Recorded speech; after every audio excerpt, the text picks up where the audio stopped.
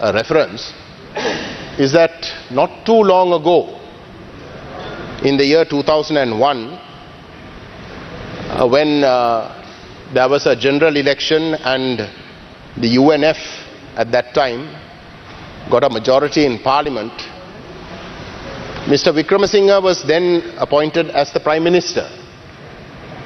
There was President Kumaratunga who was remaining as President, but you had the UNF having a majority in Parliament and he was appointed Prime Minister. He went on to sign a ceasefire agreement with the LTTE and a so-called peace process commenced. And in the course of those negotiations, what was known as the Oslo Communique came out. You yourself will remember it very correctly. At that time, I think it was your previous incarnation where you were working at the Berghoff Foundation when I first met you. And when those negotiations commenced and the Oslo Communique came out, there was a huge gap, Honourable Presiding Member, between that communique, what was stated in that communique, and what was actually happening on the ground. And that was the concern of not just the LTT but also the TNA, to which I used to belong at that time, that whilst you have a government that says it is prepared to explore federalism, which is what Mr. Wickremesinghe signed up to, on the ground he was doing the complete opposite. There was absolutely no movement. If you are in fact prepared to consider federalism and you're serious about it, on the ground there was absolutely no movement towards normalization. There was a very convenient narrative about a hostile president being thrown at us at every turn. But when it came to realities on the ground, there was absolutely nothing to suggest that there was a genuine change in the hearts of the government and the state to transform Sri Lanka into a federal state. If there was, and if we in fact felt that there was that genuine change, things would have been very different. But of course, as always, the narrative is very different. The convenient scapegoat became the LTT and by extension the Tamils. It was the Tamils who were never sincere to federalism. This is the narrative that was sold, not just to the Sinhalese people but to the whole world, that it is the Tamils who are not sincere. They are only interested in a separate state and nothing else. And therefore a military option is the only option, was what we were told. Well, at that time Prime Minister Wickremesinghe could have got away with it by saying there was a hostile president, there was a hostile parliament, and therefore he could not do much. But today those tables have turned. Today President Wickremesinghe holds this entire house, and may I say the whole entire country, at his fingertips by becoming the president, the all-important president. Certainly this house, a vast majority, certainly not our party and maybe a couple of others, but everyone else here is prepared to work with him. So he has the backing of the entire house.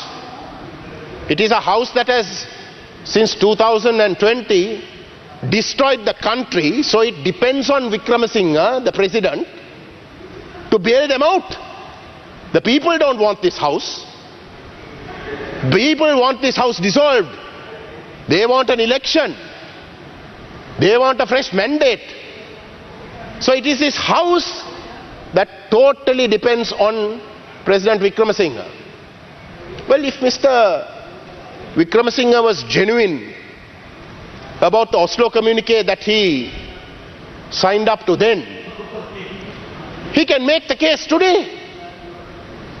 He can make the case to this house, and through this house he can make it to the whole country and say that, look, the Tamils have been wronged, their rights must be granted, federalism does not mean secession, Federalism does not mean separation. On the contrary, federalism is probably the best way, not only in securing democracy, not only in securing good governance, but certainly also in holding people to account, holding this house to account, because you will have so many administrations right through the country that will create genuine leaders at that level who can be a good example, who can be good competition, so that even members of this house have to live up to certain expectations and standards. So you can make the case.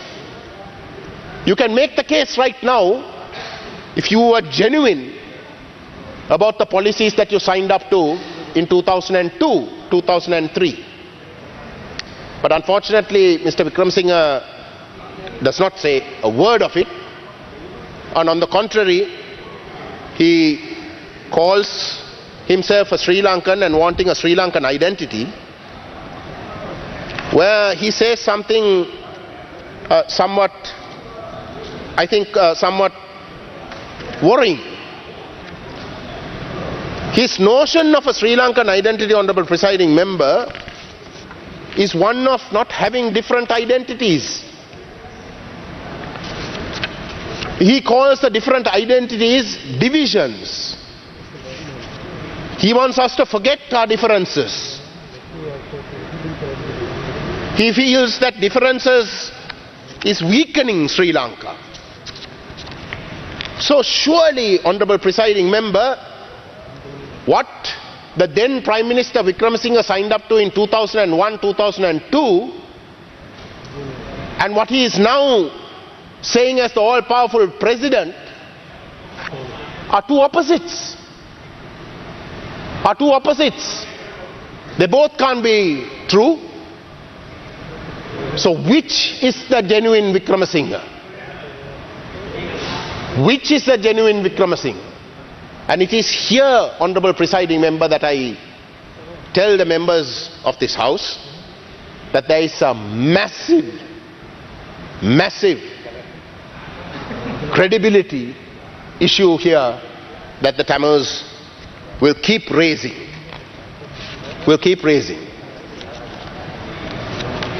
At the end of the day, Honourable Presiding Member, Mr. Wickremesinghe must reflect on how he came to becoming the president of this country. You have 2 more minutes. He must reflect